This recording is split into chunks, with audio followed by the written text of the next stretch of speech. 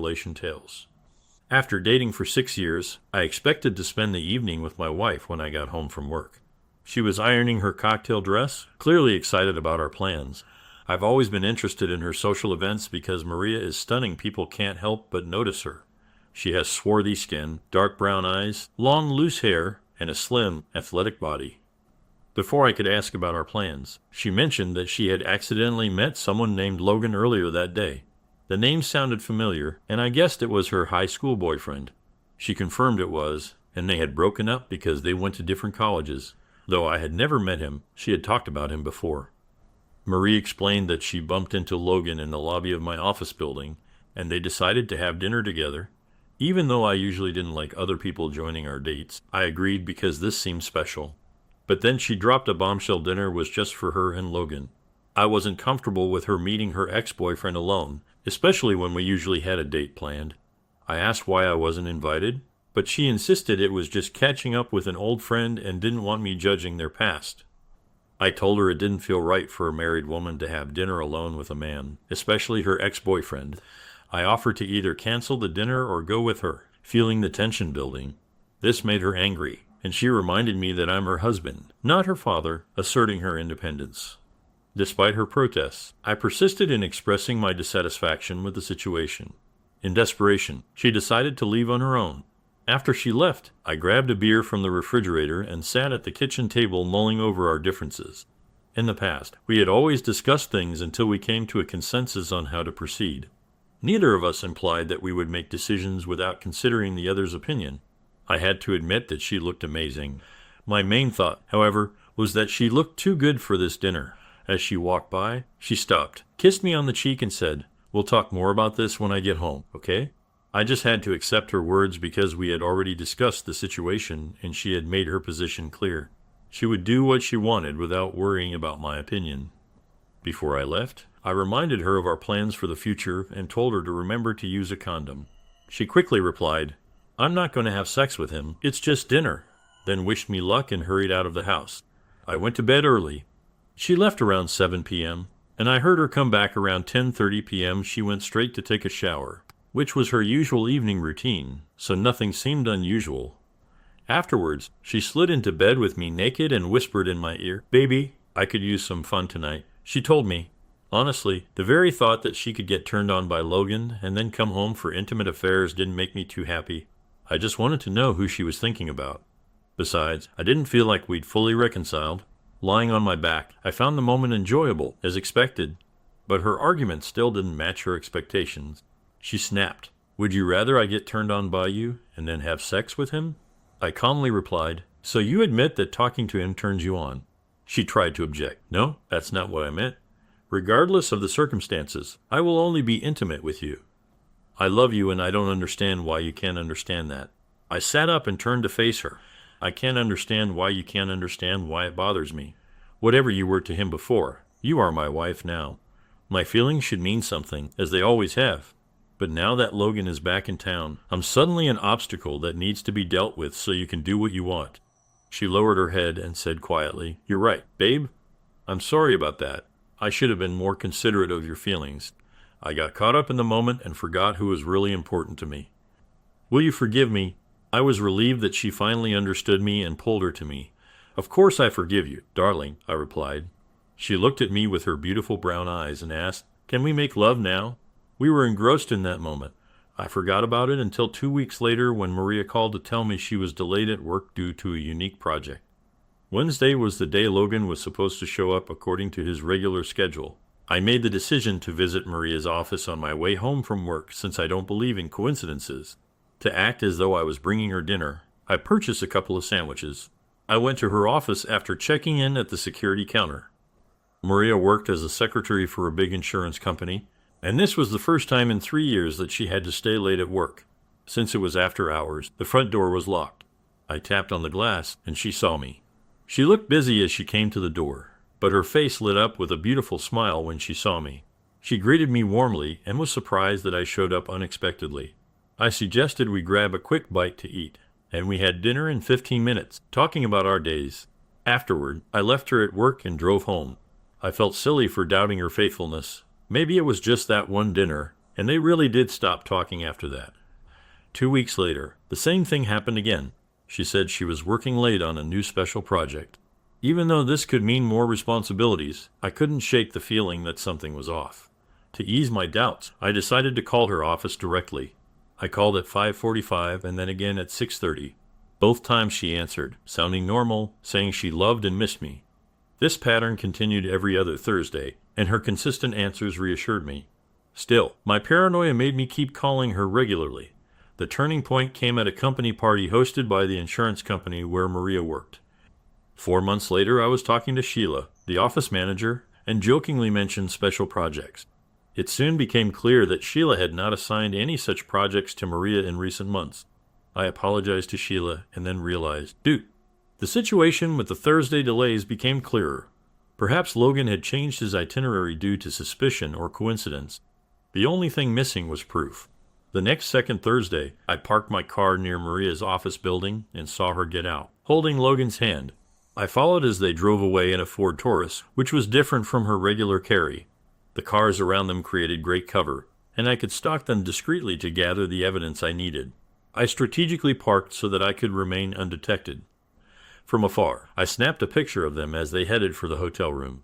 Logan opened the door, and they embraced on the threshold in a long and passionate kiss. I felt a nasty kick in my stomach when I saw the ring she still wore on her finger. I wondered if she enjoyed wearing those rings at times like this. I called my lawyer, set up an appointment, and notified work of my brief absence. I waited about 2.5 hours until the door opened again. I continued taking pictures while Noria buttoned and adjusted her clothes. She looked disheveled, and her demeanor left no doubt. The evidence of her being with Logan at the hotel was obvious. Putting my phone away, I headed home. Glad we didn't have kids or any major assets together. Splitting the cars and bank savings in half would make things easier. Her call followed, as expected, with another explanation about a special project and a delay at work. I calmed her down by telling her everything was fine and I would see her around 7:30. I knew that would be the last meeting. I paid bills and managed our bank funds without her knowledge. Knowing that a breakup was inevitable, I stopped following up when she called again to say she was running late. I wasn't surprised when I decided to grab a bite to eat on the way home, but I ate without pleasure. I started packing my things. By the time Maria came back at 7:25, everything was packed, loaded into the car, and I was ready to go. She walked in a good mood, and said hello, but when she tried to kiss me, I pulled away. We sat down at the kitchen table, where we used to chat before. She was smiling, not knowing what was about to happen. At first, she thought I was just casually talking about her late nights at work and didn't realize how serious it was. She started to look confused as I kept asking her questions. The conversation got more intense, and as I slowly revealed the truth about her late nights, I decided this would be our last time together. I told her that I had found out about her affair with Logan. She was outraged and disappointed, saying she hadn't seen him since she accidentally met him a few months ago. She assured me she wasn't lying, but the look on her face didn't match her words. I pointed to the photos from 2 weeks ago and told her that if it wasn't Logan, she had to identify that man. I spread the photos out on the table. They depicted Maria leaving the room in disarray. Next to them were the divorce papers. No, Henry, please, it was nothing, just nothing. We can't forget it, she begged, but my resolve was unwavering. I reminded her of our original agreement that infidelity ended the relationship. Despite her assurances and expressions of love, I couldn't ignore her repeated betrayals and lies. I thought we had a strong marriage, she lamented. Henry, please, I love you with all my heart. I can't explain it. But all those old school feelings came back when I saw him. I wanted to experience them again. When he came back 2 weeks later and asked me out to dinner, I said yes. We ended up at a hotel. I wish I could say I didn't want to, but I agreed willingly. Each time it got easier, but less and less pleasant. I thought about putting an end to it, but obviously it was too late. I'm sorry. Henry, please. I'm so sorry. Despite her apologies and regrets, I left the apartment for the last time. 4 months later, the divorce was finalized, and at least Mary respected the decision without resistance. I found myself a one-bedroom apartment, and Maria moved in with Logan, changing offices. I immersed myself in my work and still missed her, realizing we wouldn't be together anymore.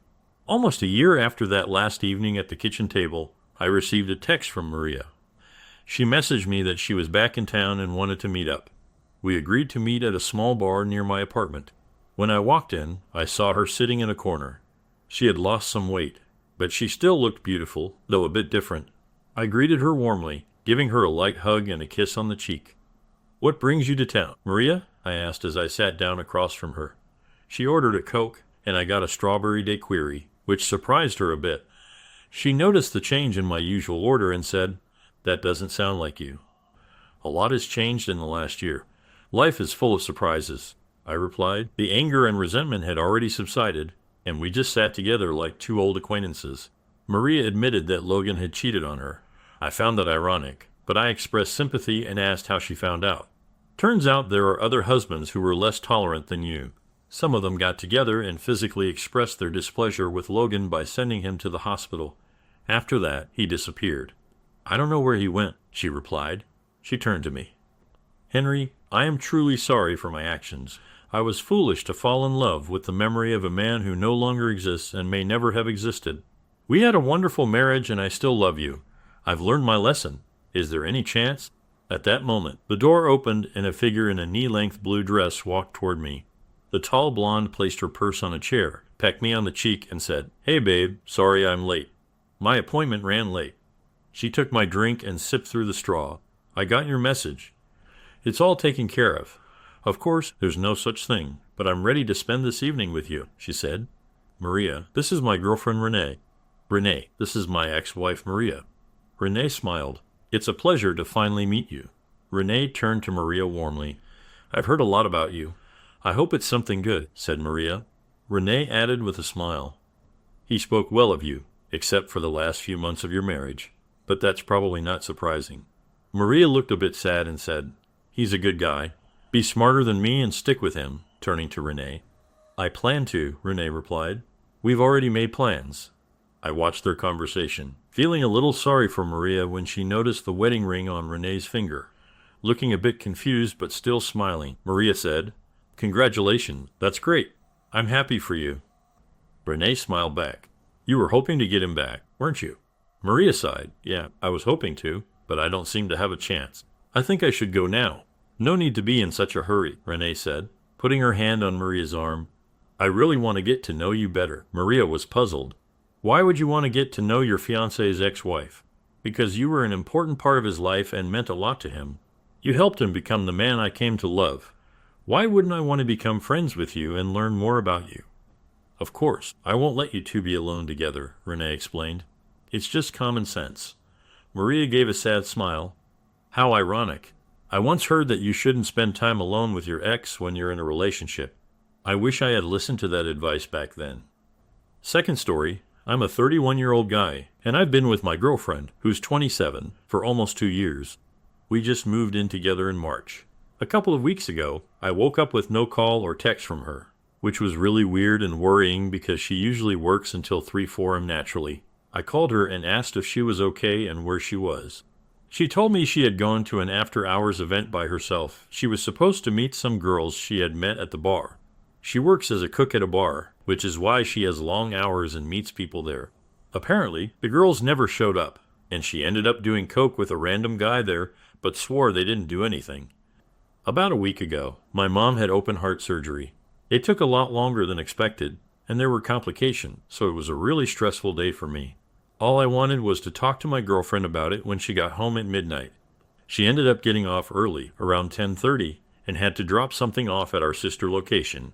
When she got there, she saw that a friend of hers, another girl, was bartending, and she decided to stay there until 12:30. It really upset me that instead of coming home to be there for me after my mom's surgery, she decided to stay at a bar for 2 hours. This past Sunday, something similar happened. She stayed at the place she works, drinking with 2 cooks who used to work there. One was a female she actually worked with, and the other was a male cook she never worked with. I was waiting for her to come home so we could cook dinner and spend time together, but she kept saying she'd be home soon. Soon turned into me getting impatient and going to bed. Last night, she came home from therapy and said, "Hey, remember Sunday when I was out drinking with the old cooks?" I said, "Yes, I do." She continued, "Well, before I left, the male cook and I were outside talking by my truck, and we were both messed up. He leaned in and kissed me, and I kissed him back. She then told me that it was totally out of character for her, and she blocked him on everything and messaged him, saying she's in a happy relationship and doesn't want to mess it up. I've been cheated on before, so my initial reaction is to just end things, figure out our living situation, and maybe live together cordially until our lease ends next March. Or we could break the lease early and I could sort out my own place quickly. But I'm also wondering if I'm overreacting and if it's not that big of a deal since she did tell me 2 days after it happened. And it's not like she slept with the guy. But at the same time, if I let this slide, who's to say there won't be another situation where I have to let it slide again?